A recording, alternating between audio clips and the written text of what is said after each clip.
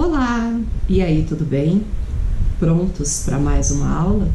Isso aí, então vamos nessa. Só que antes de começar, tem aquele pedido, né? Não tá inscrito no canal, se inscreva. Curta esse vídeo, que não, depois termina a aula e a gente acaba esquecendo, verdade? Curta o vídeo, compartilhe nas redes sociais. Posso contar com vocês? Muito bem. Qual é o nosso assunto hoje? Nós vamos trabalhar com o modernismo de terceira fase. E eu vou falar, quando a gente fala em modernismo de terceira fase, que é aquele que começou em 1945 e se estende até os dias de hoje, envolvendo o que nós chamamos de literatura contemporânea. Mas quando a gente fala em modernismo de terceira fase, automaticamente a gente tem que lembrar desses três nomes que estão aqui, ó. Clarice Lispector, João Cabral de Melo Neto e Guimarães Rosa, tá? São os três grandes nomes do modernismo. De terceira fase, né? Porque assim, o modernismo, ele começou em 1922, com a Semana de Arte Moderna, é aquela fase heróica, né? De quebrar velhos grilhões, de atacar toda e qualquer forma de conservadorismo, de tradicionalismo. E nessa primeira fase, nós vamos ter nomes como Oswald de Andrade, Mário de Andrade, Menotti Del Pique, Raul Bopp, tudo bem? Esse modernismo de primeira fase, ele começa em 1922 e vai até 1930. Segunda fase, começa em 1930 e vai até 1945, que é essa fase de amadurecimento, com nomes como Graciliano Ramos, Raquel de Queiroz, Érico Veríssimo, sim, e a poesia, Vinícius de Moraes, Cecília Meirelles, tudo bem? Tranquilo? Carlos Drummond de Andrade. E a terceira fase, com essas grandes estrelas que aqui estão. Hoje eu vou apresentar e vou centrar em Clarice Lispector.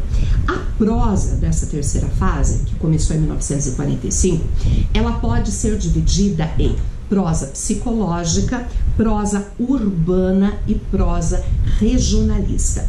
O que seria a prosa psicológica? É aquela que apresenta uma abordagem mais profunda, mais complexa do ser humano, né? E a maior representante dessa fase é a Clarice Lispector, que nossa aula vai ser centrada nela hoje, tá bom?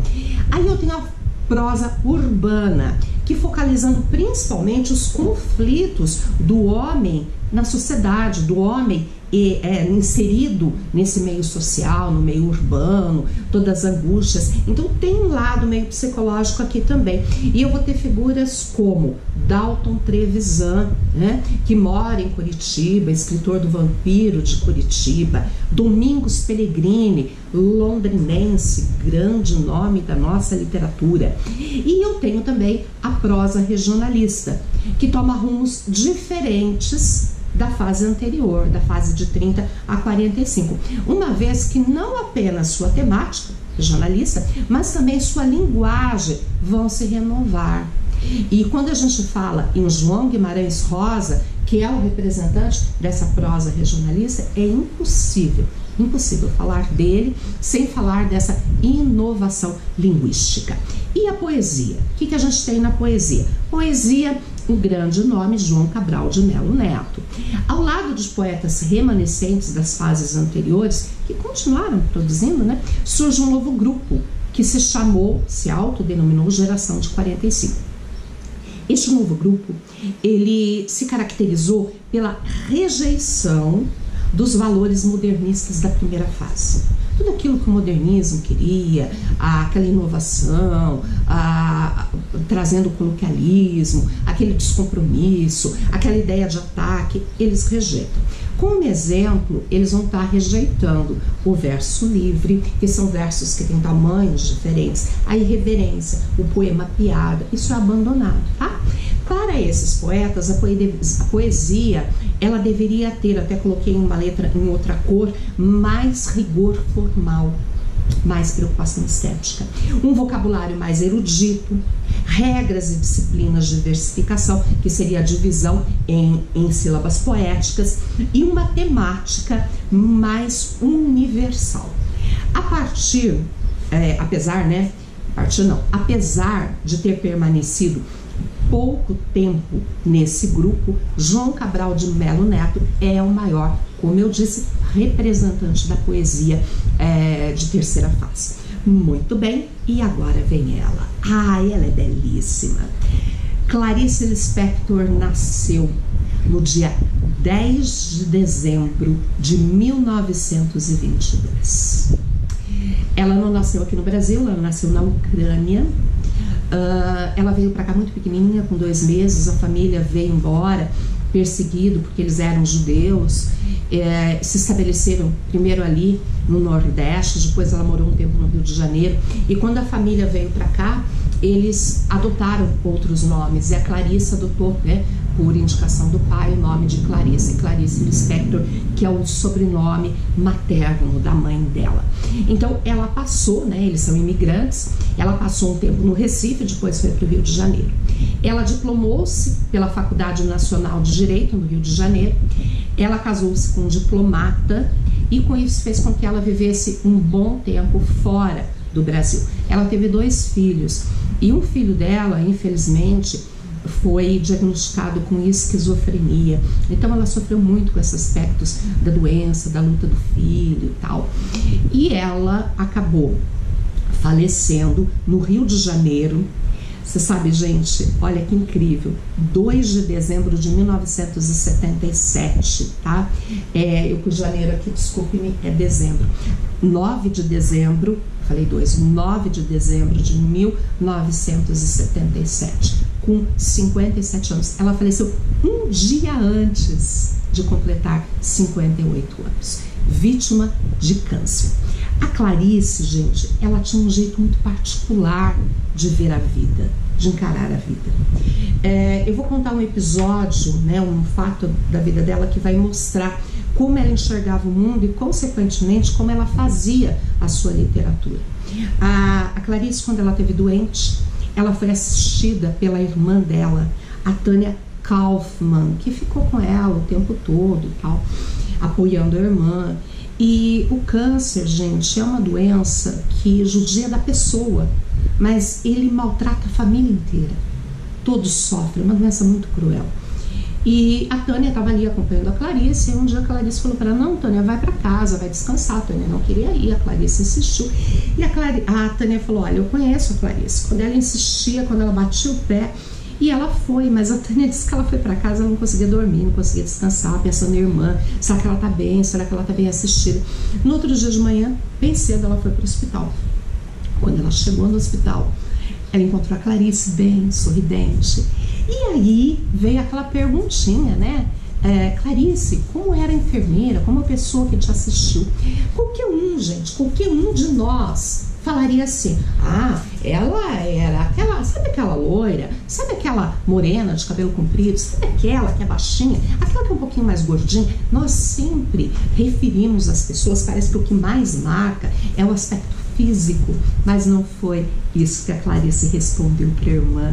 Ela disse assim: ela era ingênua. Então a Clarice, ela tinha essa forma tão peculiar de enxergar o mundo. Como os críticos costumam dizer, Clarice nas suas obras não costura para fora, ela costura para dentro. Então é isso que a gente vai enxergar em cada uma das suas produções artísticas. Nós vamos ver o quê? Um personagem que vai falar dos seus dramas, das suas vivências, das suas inadequações, dos seus medos, das suas ansiedades. Então nós temos uma prosa psicológica muito bacana. Vamos conhecer as características de tudo isso. Mas vamos ler aqui comigo. Quando cheguei de manhã e perguntei como era a pessoa que lhe assistiu durante a noite, ela respondeu: era ingênua. Irmã de Clarice, Tânia Kaufmann. Não se pode ler Clarice com os olhos de quem lê histórias comuns. Não dá. É um jeito diferente. Você tem que ter um preparo diferente para consumir a literatura dessa grande escritora.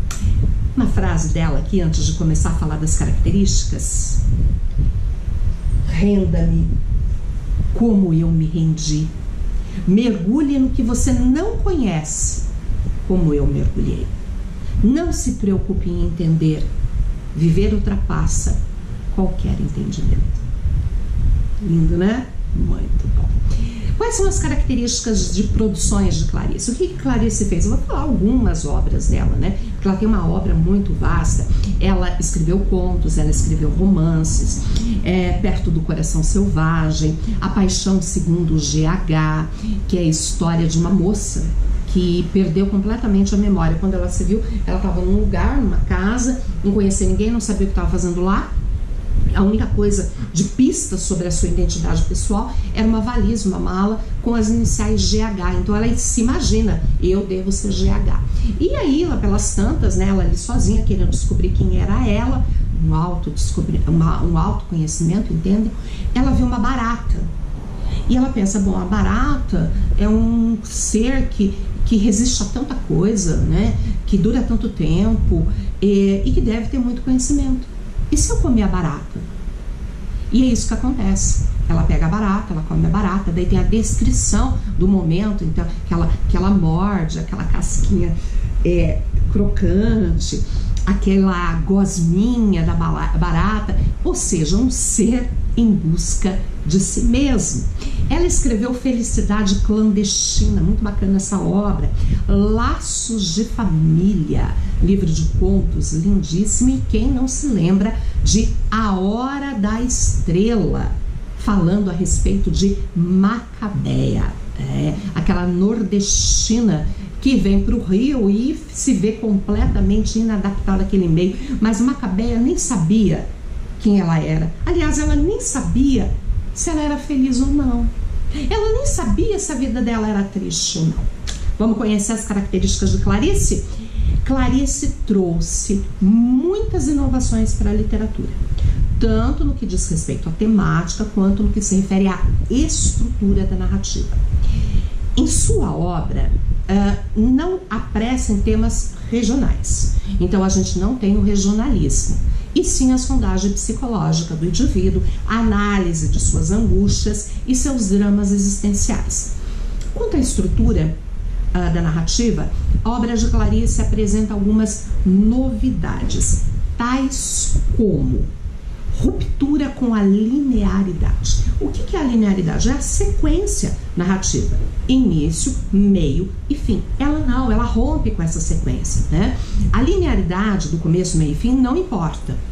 Interessa a narrativa baseada na memória, nas emoções. Isto é o chamado fluxo de consciência do narrador. O fluxo de consciência, eu quero que vocês imaginem assim, sabe um vulcão? Quando ele entra em erupção, larvas sendo jogadas para tudo que é canto, é assim que é a cabeça da personagem de Clarice. Ela entra depois de uma epifania, depois de uma revelação, eu já vou falar da epifania, ela entra nesse processo de fluxo e ela começa a pensar. E ela vai falar do presente, do passado, ela mistura fatores. É mais ou menos assim.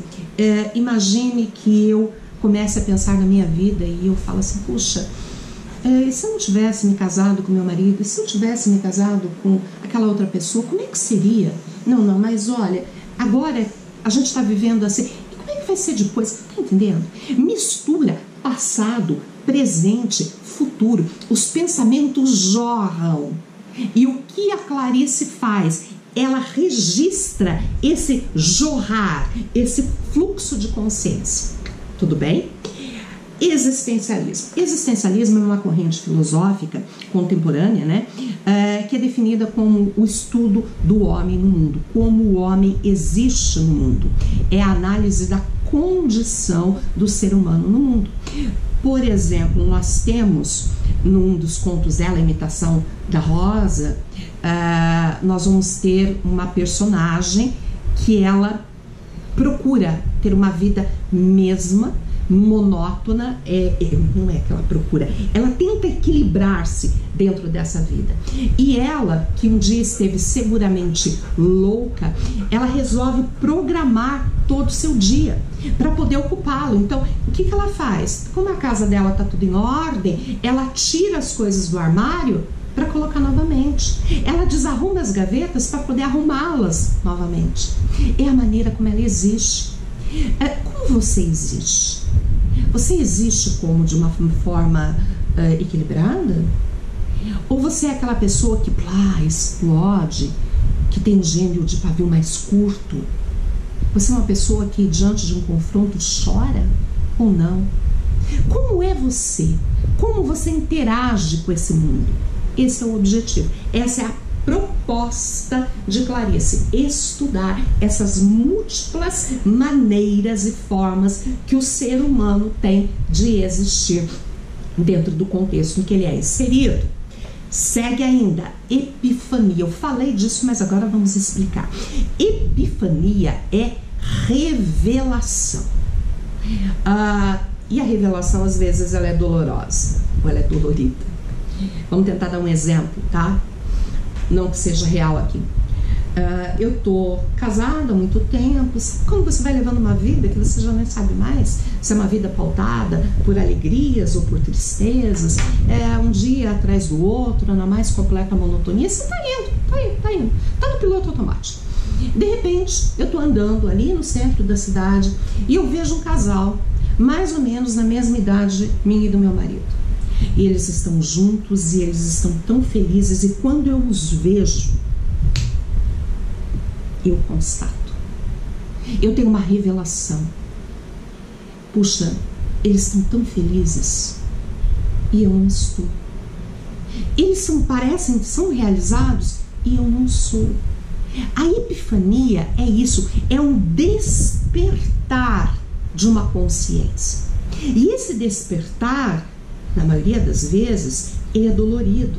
E aí o que o personagem faz quando ele tem essa revelação? Ele se isola. Então a gente vai ter o registro do monólogo interior. É ele com ele mesmo. E os pensamentos jorram em fluxo de consciência. Entenderam? É assim que é a obra dela. Então a gente vai ter a epifania, o monólogo interior e o fluxo de consciência. Viram lá? Então eles estão muito amarrados nesse processo todo. A narrativa de Clarice é uma narrativa muito poética.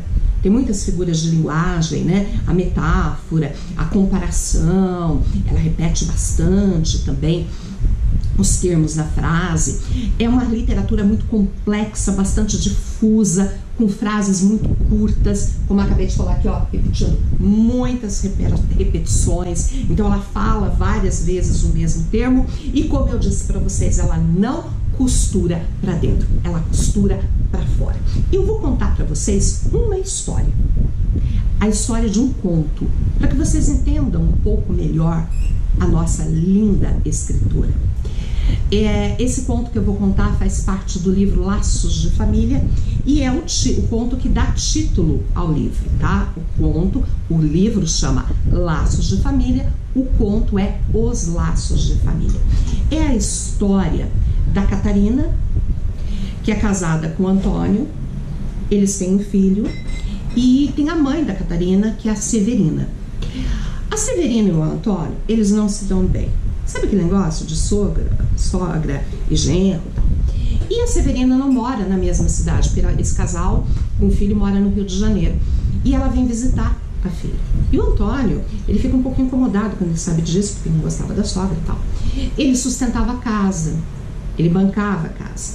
Então tinha uma regra na casa dele. O sábado era de Antônio. O que significava isso? Ele não fazia absolutamente nada no sábado. Ele ficava sentadão, a Catarina ia lá, levava o chinelo para ele, levava o café da manhã, cuidava porque o sábado era de Antônio. Muito bem. A Severina foi para casa deles, passou um tempo lá, e a Severina toda hora, ao se referir ao neto, dizia: ah, esse menino é muito magro e nervoso. Nossa, o Antônio ficava muito bravo com isso. Porque quando ela dizia magro e nervoso, ele entendia assim: se ela está dizendo que ele está magro, significa que ele é mal cuidado. Se está dizendo que é nervoso, significa que ele é mal educado. Era dessa forma que ele entendia as palavras da sogra. Muito bem, os dias passaram e chegou o momento de ir embora. Sabe que dia da semana a Severina resolveu ir embora? Sábado, que era o dia de Antônio. Catarina, conhecedora de tudo, conhecendo o marido, nem pediu ajuda dele. Sábado era o dia que ele não fazia nada. Ela tomou a frente de tudo, ela ajudou a mãe a organizar as coisas, a mala pronta.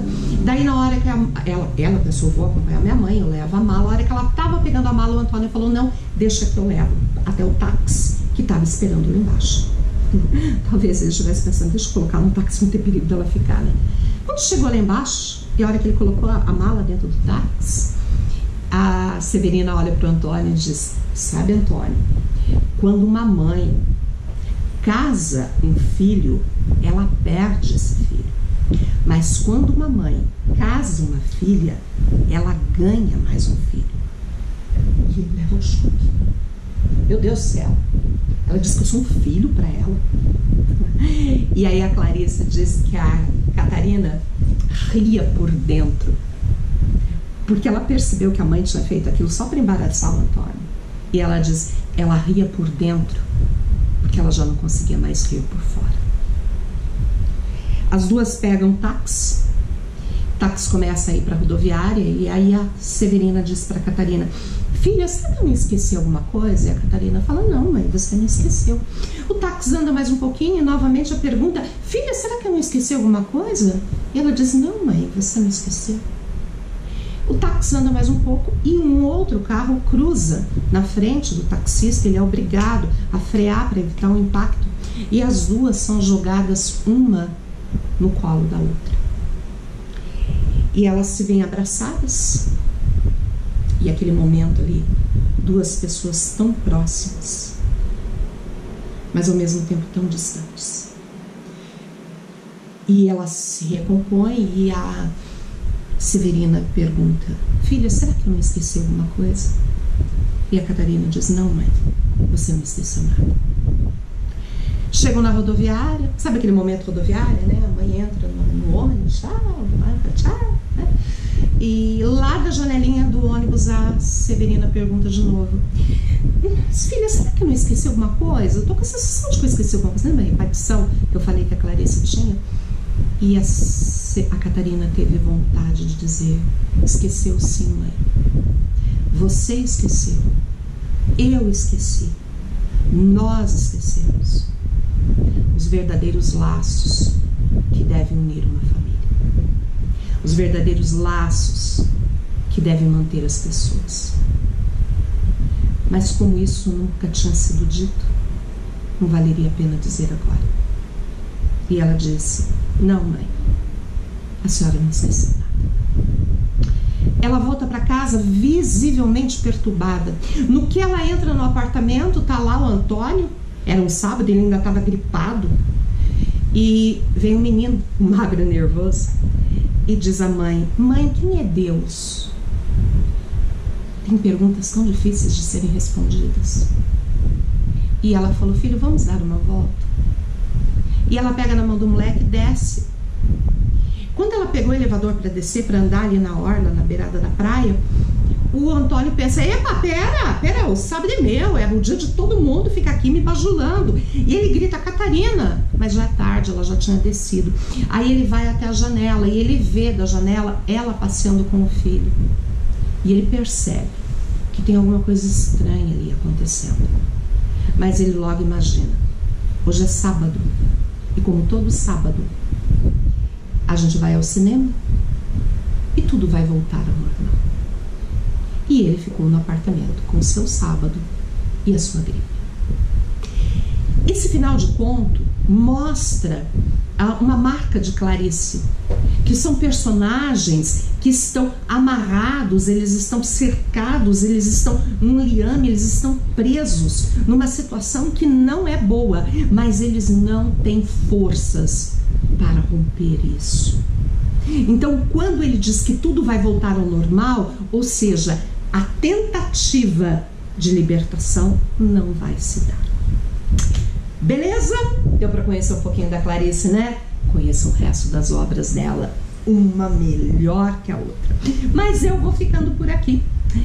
Nós temos também aqui no canal, né, uma aula sobre a Hora da Estrela, muito, muito bacana, vale a pena assistir.